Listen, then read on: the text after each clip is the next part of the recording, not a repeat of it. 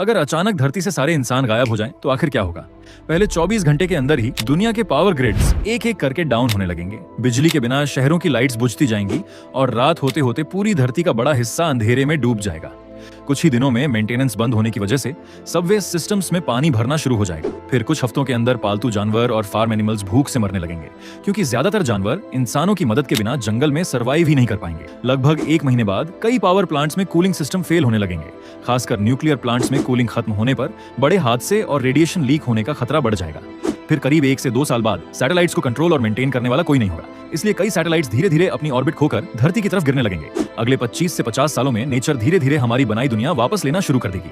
सड़कों और बिल्डिंग्स पर पौधे उगेंगे, जंगली जानवर शहरों में फैलेंगे और कई इकोसिस्टम दोबारा बैलेंस होने लगेंगे। हवा भी पहले से कहीं ज्यादा साफ हो जाएगी, क्योंकि इंसानी इंडस्ट्री और ट्रैफिक से निकलने वाला ज्यादातर पॉल्यूशन खत्म हो चुका होगा। लगभग 200 साल बाद हमारी विशाल बिल्डिंग्स और दूसरे बड़े स्ट्रक्चर्स भी कमजोर होकर गिरने लगेंगे। करीब 15,000 साल बाद इंसानों के अस्तित्व के ज्यादातर सबूत मिट चुके होंगे। शायद सिर्फ पत्थर की चीजें, धातु के छोटे टुकड़े और मेटल डस्ट जैसी चीजें बचेंगी। और करीब 35,000 साल बाद नेचर के नेचुरल साइकिल्स मिट्टी में इंडस्ट्रियल एरा के बचे हुए कई निशानों को भी धीरे धीरे खत्म कर देंगे। कुछ मिलियन साल गुजरने के बाद पिरामिड्स जैसे विशाल स्ट्रक्चर्स भी लगातार इरोशन की वजह से पहचान में नहीं आएंगे। और लगभग 50 मिलियन साल बाद धरती इतनी बदल चुकी होगी कि ऐसा लगेगा जैसे यहाँ इंसान कभी थे ही नहीं।